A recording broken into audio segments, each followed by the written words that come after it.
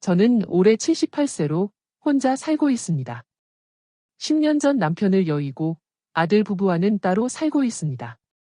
가까이 살긴 하지만 아들 내외가 워낙 바빠서 만날 기회가 점점 줄어들었습니다. 아침에 일어나서 맨손 체조를 하고 간단한 아침 식사를 만들어 먹습니다. 그 후에는 텔레비전을 보고 신문을 읽다가 점심을 먹고 잠시 눕는 그런 날들이 계속되었습니다. 옛날에는 이 고요한 생활이 자유라고 생각했습니다. 하지만 요즘은 다릅니다. 허리가 아파서 계단을 오르내리기가 힘들어졌고 냉장고 안쪽에 있는 것을 꺼내는 것도 큰일입니다. 한밤중에 화장실에 가려다가 넘어질 뻔한 적도 있습니다. 넘어지지 않은 것은 운이 좋았을 뿐이죠. 만약 골절이라도 당했더라면 이 생활은 바로 끝났을지도 모릅니다. 그렇게 생각하니 자유로워야 할 혼자 사는 삶이 갑자기 불안하게 느껴집니다. 어느 날 아들이 팸플릿 한 권을 가져왔습니다. 어머니, 여기는 어떠세요? 지금은 건강하시더라도 미래를 생각해서요. 팸플릿에는 예쁜 사진들이 가득했습니다. 넓은 식당, 환하게 웃는 직원들, 밝은 미소를 짓는 어르신들. 주 3회 체조 교실, 버스를 이용한 외출 행사, 매일 선택할 수 있는 식사. 마치 호텔 같았습니다. 저도 모르게 여기 정말 좋네요 라고 말하자 아들은 조금 안심한 듯 웃었습니다. 며칠 후 시설 견학을 갔습니다. 깨끗한 현관, 나무 향이 나는 로비, 반짝이는 복도. 직원들은 정중하게 인사해 주었고 입소자분들도 웃으며 말을 걸어 주었습니다. 어머, 당신도 견학 오셨어요? 여기 정말 좋아요. 안내 직원은 제 이름을 기억하고 정자 어르신, 이쪽으로 오세요 라고 말해 주었습니다. 그 말 한마디에 가슴이 조금 따뜻해졌습니다. 저에게도 아직 새로운 곳에서의 삶이 있을지도 모른다고 생각했습니다. 그날 밤, 저는 침대에 누워 생각했습니다. 만약 여기서 살게 된다면 한밤중에 넘어질 걱정도 없을 것입니다. 누군가가 금방 도와줄지도 모릅니다. 밥을 차리지 않아도 따뜻한 음식을 먹을 수 있고 누군가와 이야기할 기회도 생길 것입니다. 고독도, 불안도 사라질지도 모릅니다. 그것은 어쩌면 안심이라는 이름의 새로운 자유일지도 모른다는 생각에 가슴이 조금 설렜습니다. 하지만 저는 아직 몰랐습니다. 이 안심이 여러 가지 불편함과 종이 한 장 차이라는 것을, 템플릿 너머에 있는 현실을, 미소 뒤에 숨겨진 제도와 시스템을. 저는 그때 그저 멋진 노년을 꿈꾸고 있었을 뿐입니다.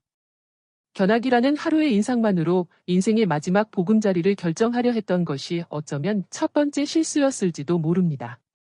저는 지난 1년간 여러 깨달음과 실망을 경험했습니다. 하지만 그것을 숨길 생각은 없습니다. 저처럼 망설이고 고민하고 정보에 휘둘리는 분들이 있다면 제 이야기가 조금이나마 도움이 되었으면 합니다. 부디 끝까지 제 목소리를 들어주세요. 이것은 늙은 제가 제 보금자리를 찾는 과정에서 마주한 7가지 현실의 기록입니다. 첫 번째 깨달음, 아름다운 팸플릿과 현실의 간극. 입소 첫날은 마치 좋은 한정식집에 온 듯한 기분이었습니다. 밝은 현관, 정중한 인사, 하얀 제복을 입은 직원들. 방에는 텔레비전과 냉장고가 있었고 침대는 전동으로 움직였습니다. 벽에는 계절꽃이 그려진 달력이 걸려 있었고 창문에서는 중정의 벚꽃이 보였습니다. 저는 여기라면 괜찮겠다고 생각했습니다. 네, 그때는 아직 희망이 더 컸습니다.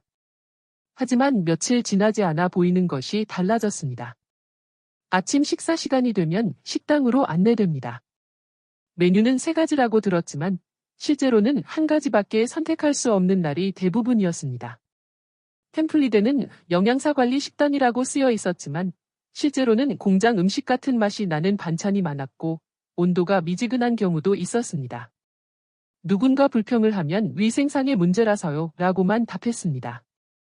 저는 말없이 미소 된장국을 마셨습니다. 직원들의 태도에서도 조금씩 위화감을 느꼈습니다. 분명 모두 정중했지만 눈을 마주치지 않는 사람이 많았습니다. 지금 바쁘니 나중에 갈게요 라고 말해놓고 나중이 오지 않는 경우도 있었습니다. 비상벨을 눌렀는데 20분이나 기다린 날도 있었습니다. 제가 늦으셨네요 라고 말하자 다른 분들을 응대하고 있었습니다 라고 퉁명스럽게 답했습니다. 템플릿 속 미소와는 다른 현실이 거기에 있었습니다. 무엇보다 놀라웠던 것은 다른 입소자들의 모습이었습니다. 견학 때 말을 걸어주었던 그 아주머니도 지금은 방에 틀어박혀 있는 경우가 많아 거의 모습을 볼 수 없었습니다. 이야기를 들어보니 몸이 안 좋았지만 의사는 일주일에 한 번만 오고 평소에는 간호사가 상태를 볼 뿐이라고 했습니다. 응급 상황 외에는 병원에도 바로 갈 수 없다고 합니다. 이 시설은 의료 체계가 잘 갖춰져 있습니다라고 쓰여 있던 말이 공허하게 느껴졌습니다.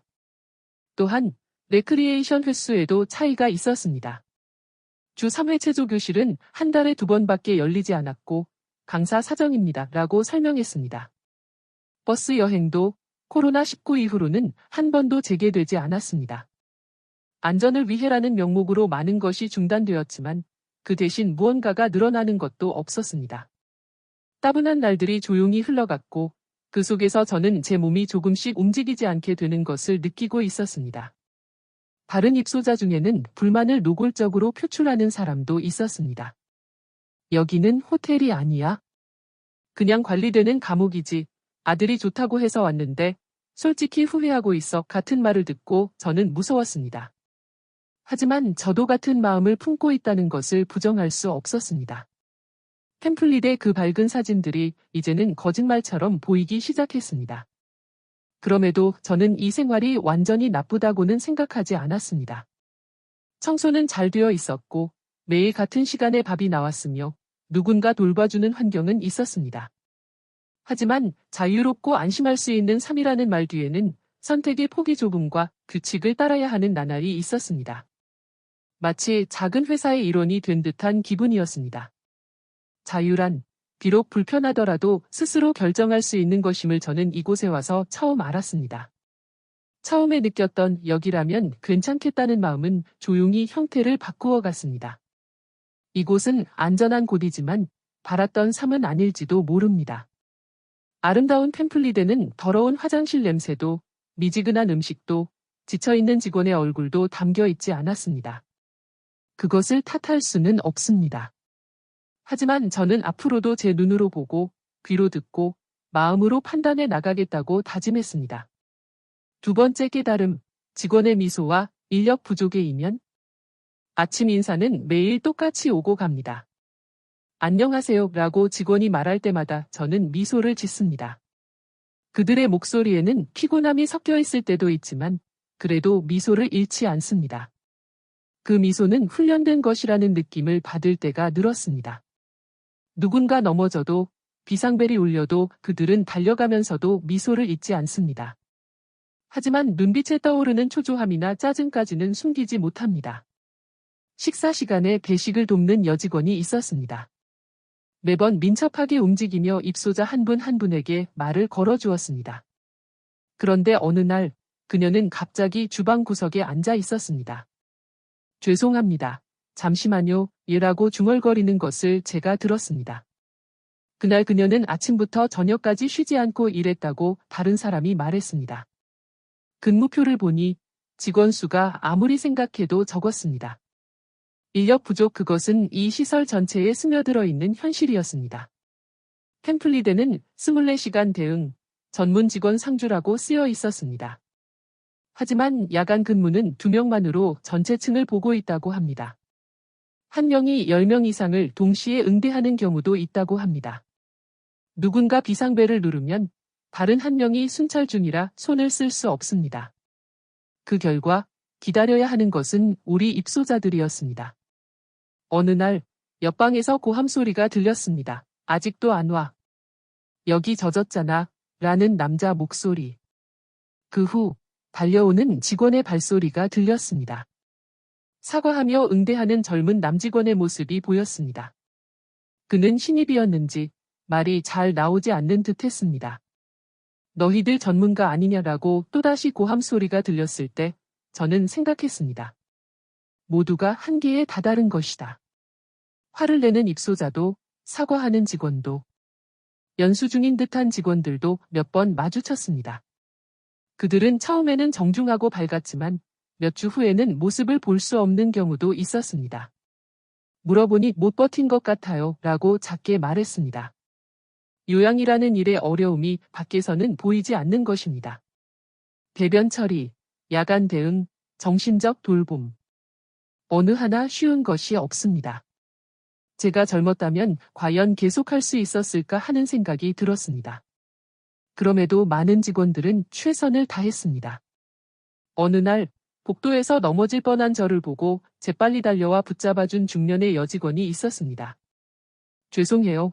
저희가 좀 더 잘 볼 걸 그랬네요 라고 미안해하며 말했습니다. 저는 괜찮아요.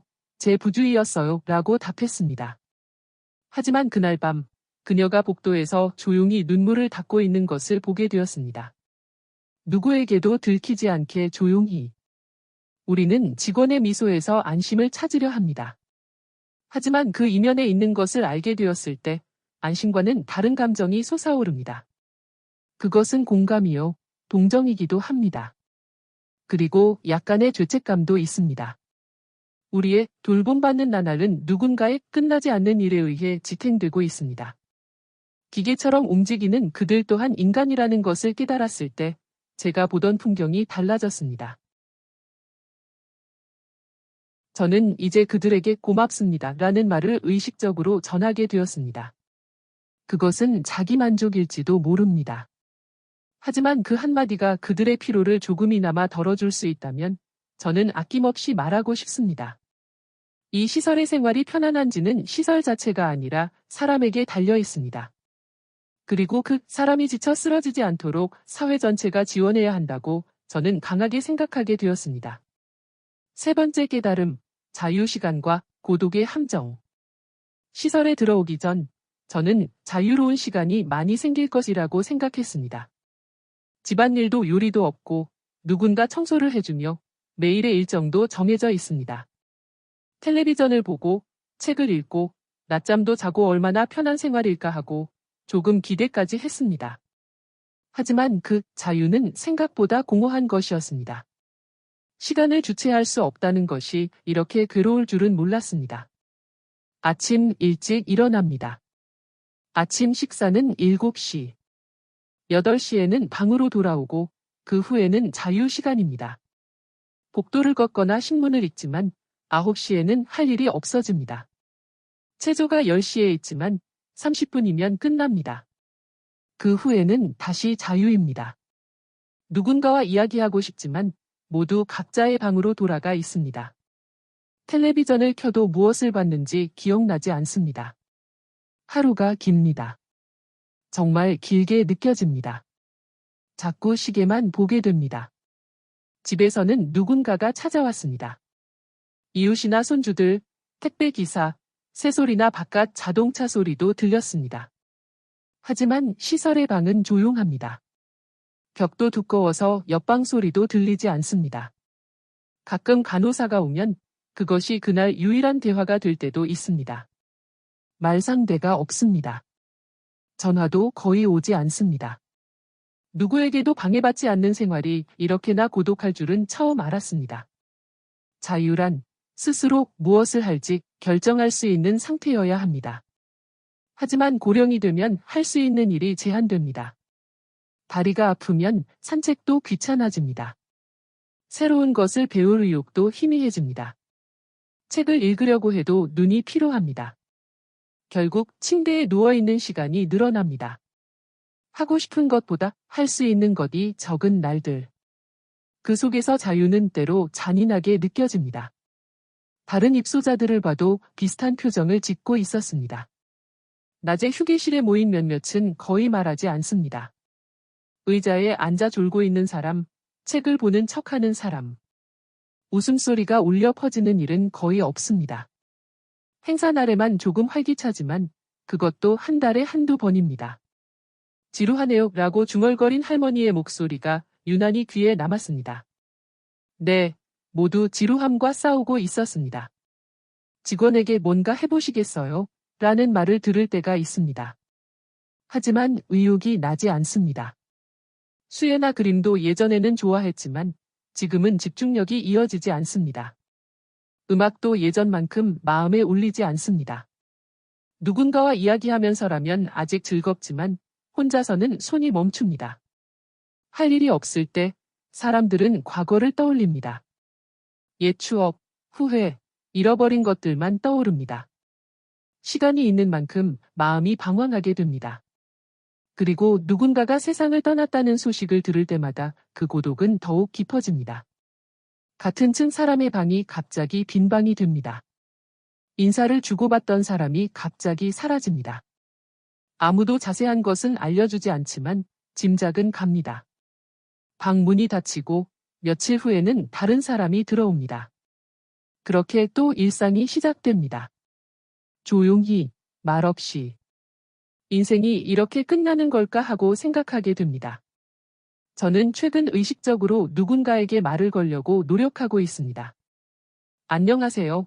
오늘 날씨 좋네요. 단지 그 말만으로도 누군가의 표정이 변할 때가 있습니다. 저 자신도 조금 마음이 가벼워집니다. 자유 시간에 무엇을 할 것인가? 그것은 주어지는 것이 아니라 스스로 만들어가는 것임을 비로소 깨달았습니다. 고독에 빠지지 않기 위해서는 스스로 누군가와 연결되려는 노력이 필요합니다. 네 번째 깨달음, 안전한 시설과 관리되는 생활의 위화감. 이 시설에 왔을 때 가족들은 여기라면 안심이다 라고 입을 모아 말했습니다. 확실히 갑자기 몸이 안 좋아져도 비상벨 하나로 간호사가 달려옵니다.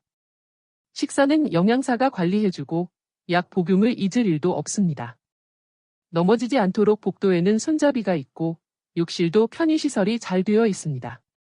안전이라는 의미에서는 더할 나위 없는 환경일 것입니다.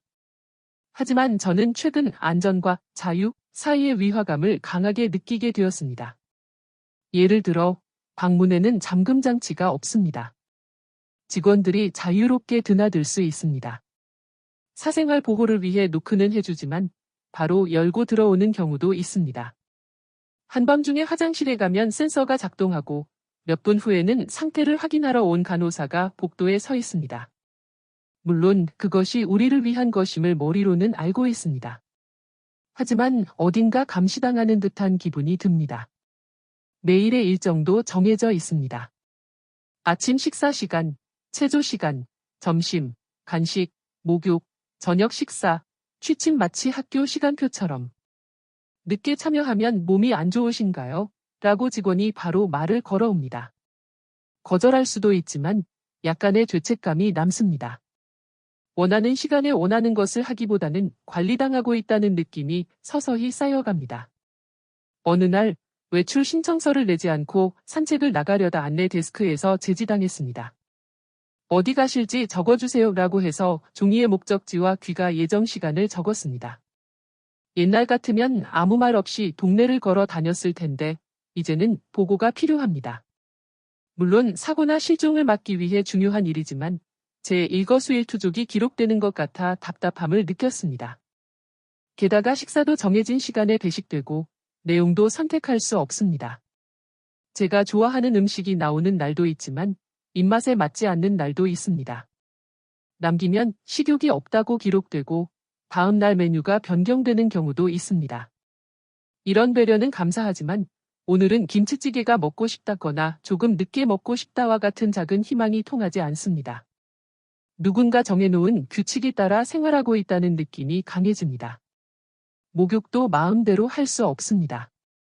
요일과 시간이 정해져 있고 직원의 손이 비어 있을 때 불려갑니다.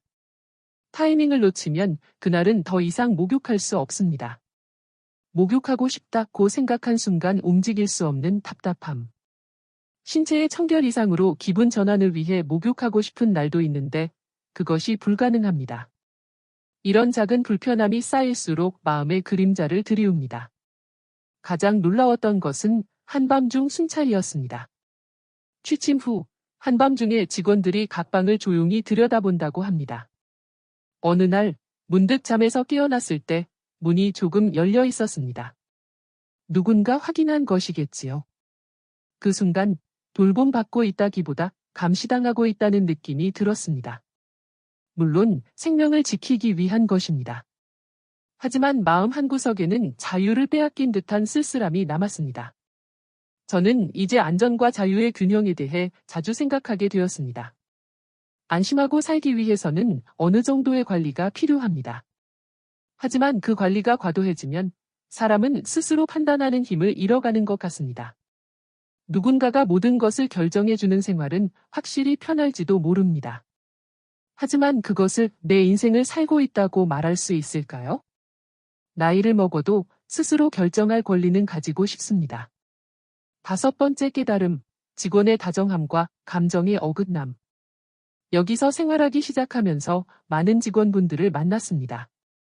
젊은 사람, 베테랑인 사람, 외국 출신인 사람도 있습니다. 모두 기본적으로 친절하고 웃는 얼굴로 대해줍니다. 제가 넘어질 뻔하면 금방 달려와 잡아주고 물건을 떨어뜨리면 주워줍니다. 춥지 않으세요? 기분은 어떠세요? 라고 매일 꼭 말을 걸어줍니다. 그들의 태도에 감사하고 있습니다. 하지만 문득문득 저는 혼자라는 느낌에 휩싸입니다. 직원들의 말은 어딘가 매뉴얼처럼 느껴질 때가 있습니다. 정중하지만 마음 깊은 곳까지 닿지는 않습니다. 제가 오늘은 좀 기분이 무거워요 라고 흘려 말해도 그러시군요. 무리하지 마세요 라고 웃는 얼굴로 답할 뿐입니다. 이야기를 깊이 들어주지는 않습니다. 다정함은 있지만 거기에 공감이 없는 것 같습니다. 그래서 저는 점점 속마음을 말하지 않게 되었습니다.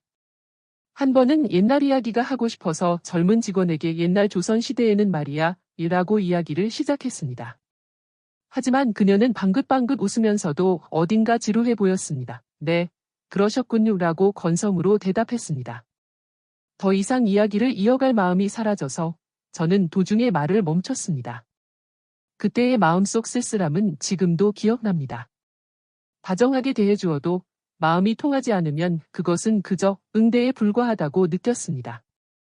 식사 시간에는 되도록 다른 입소자들과 함께 앉으려고 합니다. 하지만 모두 말없이 있거나 텔레비전을 멍하니 바라보고 있는 경우가 많습니다. 말을 걸어도 잘 분위기가 살아나지 않는 경우가 많습니다.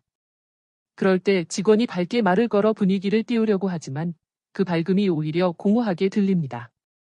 미소 뒤에서 우리는 각자 조용한 고독을 안고 있다고 생각합니다. 직원들과 우리 어르신들 사이에는 나이뿐 아니라 시간의 속도가 다른 것 같습니다. 그들은 바쁘게 다음 일을 처리해 나갑니다. 우리는 그저 조용히 시간의 흐름을 느끼고 있습니다. 말하는 속도, 반응 속도, 가치관, 감정의 파도 그 모든 것이 어긋나 있습니다. 그래서 아무리 웃는 얼굴로 말을 걸어와도 어딘가 다른 세상 사람들과 접하고 있다는 느낌이 듭니다.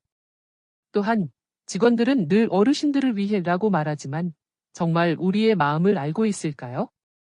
제가 혼자 조용히 있고 싶을 때도 억지로 레크리에이션에 초대합니다. 즐거울 거예요. 꼭 오세요. 라고 활기차게 말하지만 저에게는 그 활기참이 괴로울 때도 있습니다. 억지로 웃는 것이 힘들고 거절하면 조금 아쉬운 표정을 지어서 죄책감이 남습니다. 물론 모든 직원이 똑같지는 않습니다. 가끔은 천천히 앉아서 이야기를 들어주는 사람도 있습니다. 그럴 때는 저는 안심하고 마음을 열 수 있습니다. 하지만 그런 직원들은 항상 바빠서 시간을 내기가 어렵습니다.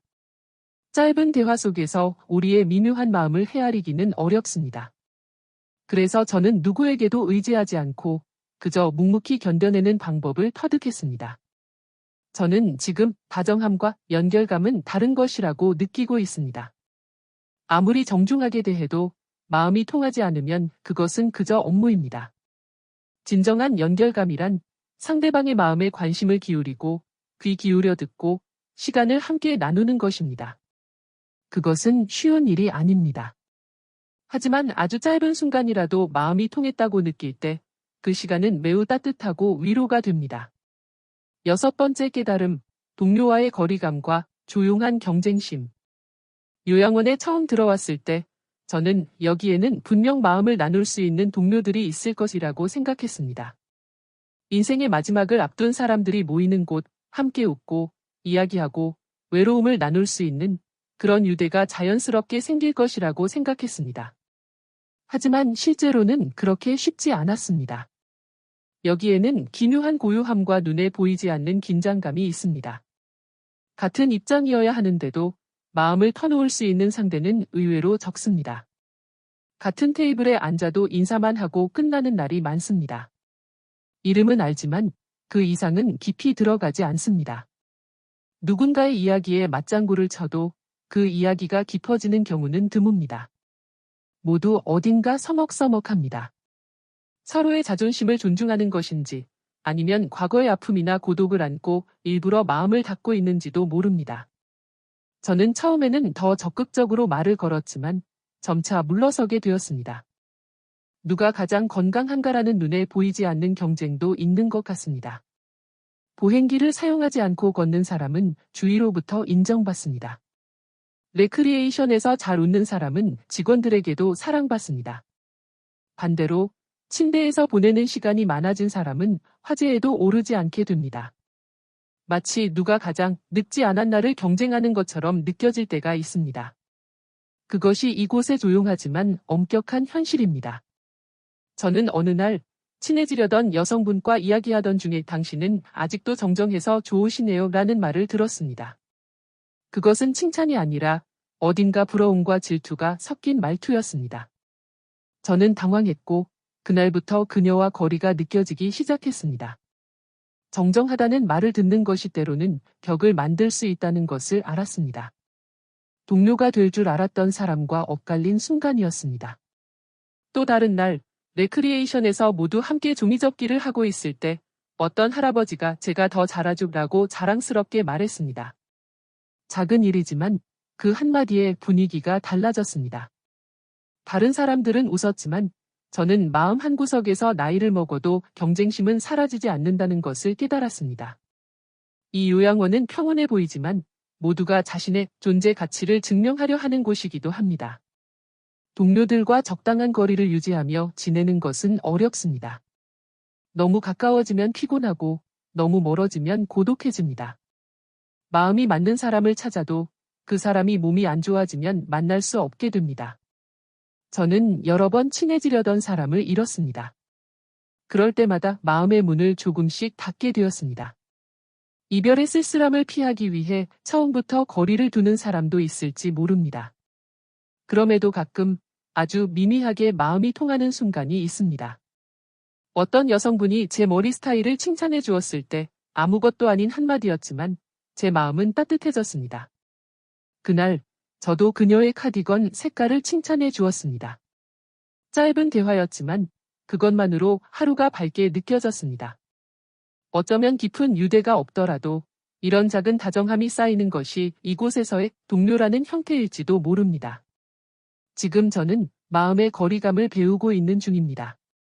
너무 가까워지지도 않고 차갑게 대하지도 않고 억지로 친해지려 하지 않지만 누군가 곤란해하면 조용히 말을 걸어주는 것, 그것이 이곳에서 살아가는 지혜라고 생각합니다. 우리는 모두 인생의 마지막 장에 있습니다.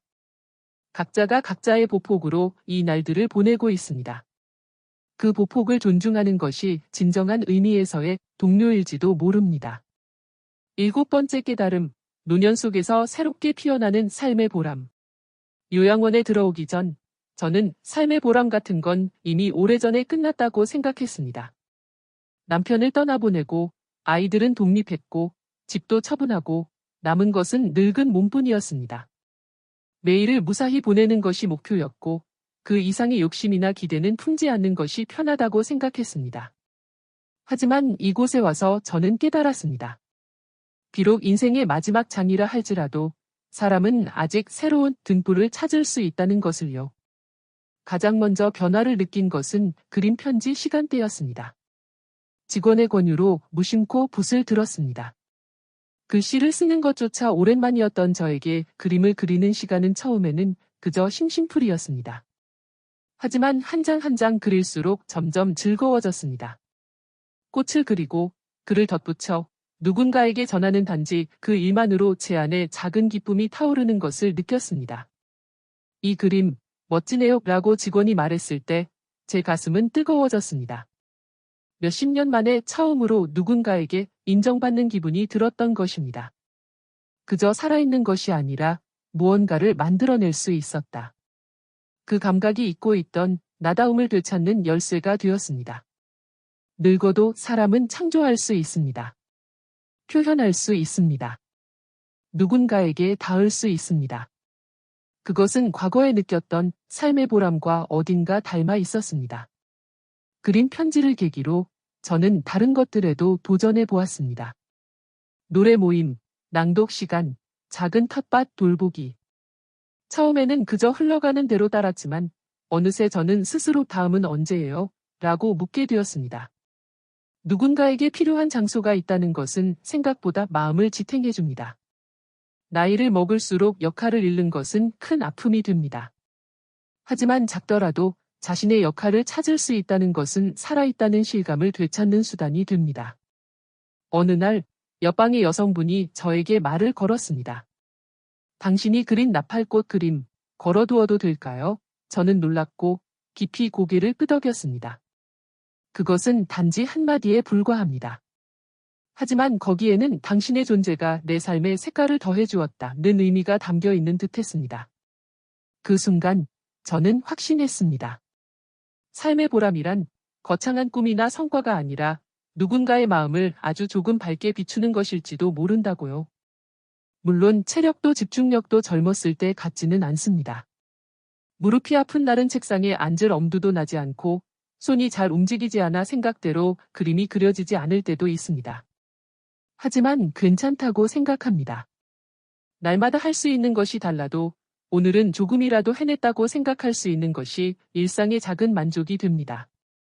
노년 속에서의 삶의 보람이란 분명 할 수 없는 것을 세는 것이 아니라 해낸 것을 소중히 여기는 마음일 것입니다. 돌이켜보면 저는 젊었을 때 가정과 일에 쫓겨 자신을 돌볼 여유가 없었습니다.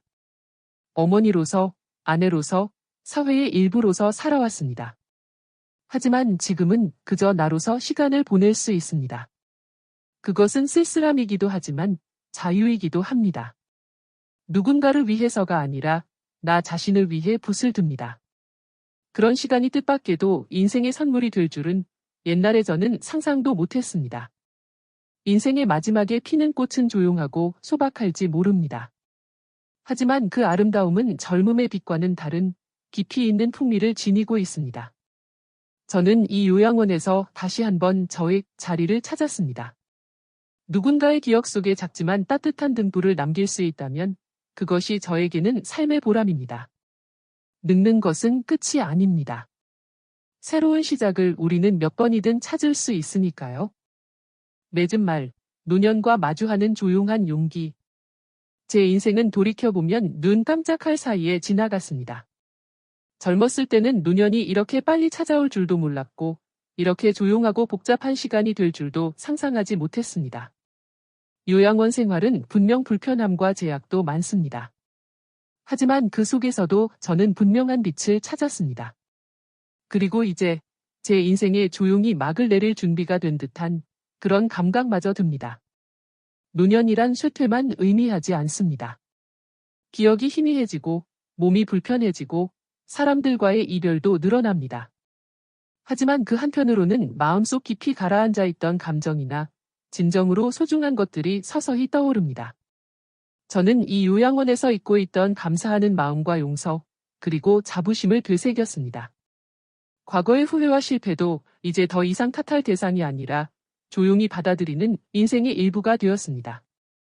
모든 것이 편리하고 빠른 시대에 우리의 발걸음은 너무나 느립니다. 하지만 그 느림이야말로 지금의 우리에게는 딱 좋다고 생각합니다. 사람의 온기를 느끼는 시간, 대화 상대의 얼굴을 자세히 바라보는 시간, 자신과 마주하는 시간. 젊었을 때는 놓쳤던 것들이 이곳에서는 천천히 보입니다. 그 풍요로움을 아는 것, 그것이 노년 속에서 얻을 수 있는 조용한 용기라고 느끼고 있습니다. 때로는 앞으로 몇 년이나 더 살 수 있을까 하고 불안해질 때도 있습니다. 누구에게도 배웅받지 못하고 떠날지도 모른다는 고독함도 있습니다. 그럼에도 저는 두려워하는 것을 멈췄습니다. 살아온 시간의 무게는 무엇보다 자랑스럽습니다.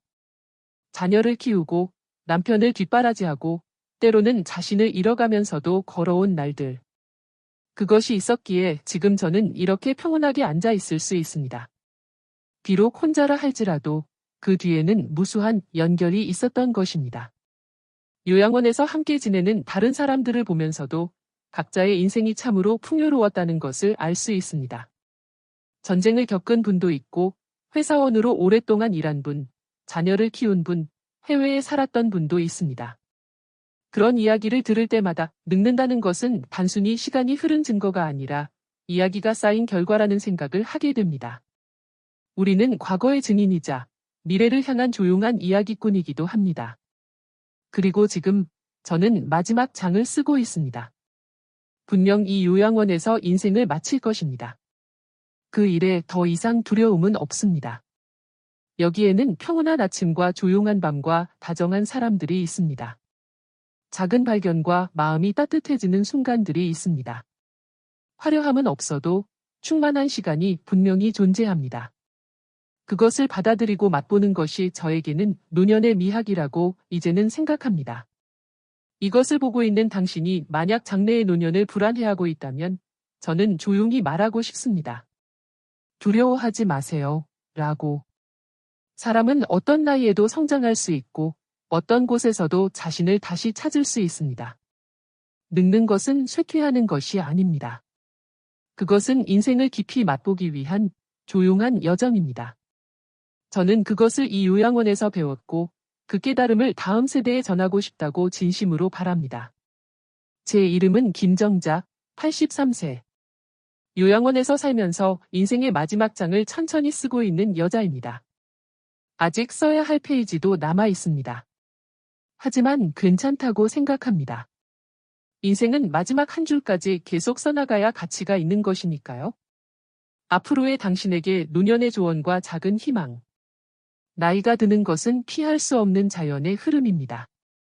하지만 그것을 받아들이는 방식이나 살아가는 방식은 각자가 선택할 수 있는 것입니다.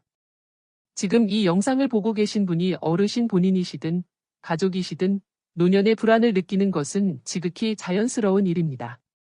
하지만 아주 작은 노력이나 마음가짐으로 노년의 삶은 훨씬 더 풍요롭고 안심할 수 있는 것이 됩니다. 먼저 가장 중요한 것은 고립되지 않는 것입니다.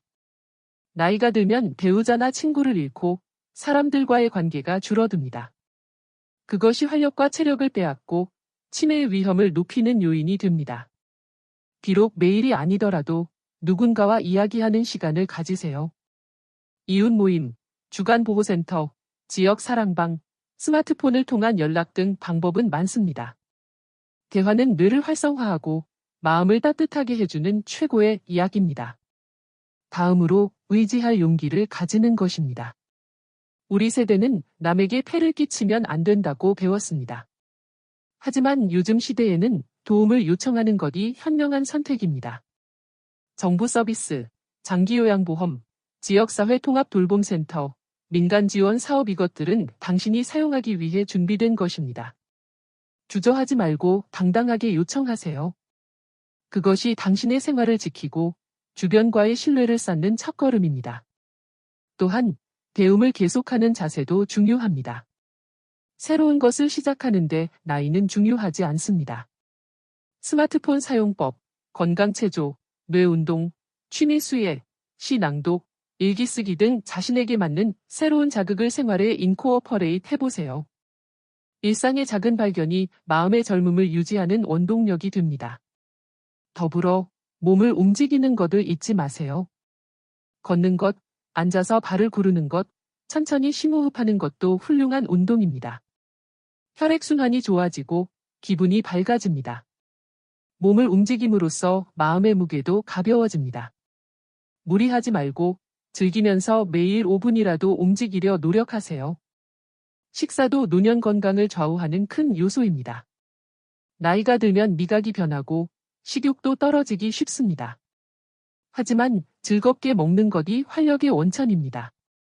보기에 좋게 꾸미거나 좋아하는 것을 조금씩 먹거나 누군가와 함께 먹는 것도 효과적입니다. 영양 균형보다는 기분 좋게 먹는 것에 중점을 두세요. 그리고 마지막으로 말씀드리고 싶은 것은 자기 자신을 소중히 여기는 것입니다. 과거의 후회나 가족 관계, 몸의 불편함, 사회적 고립감 그것들을 혼자 짊어지지 마세요. 지금 당신의 존재 그 자체에 의미가 있습니다. 누군가의 어머니이자 아버지이자 할머니이자 할아버지이며 그리고 한 사람의 더없이 소중한 인생의 주인공입니다.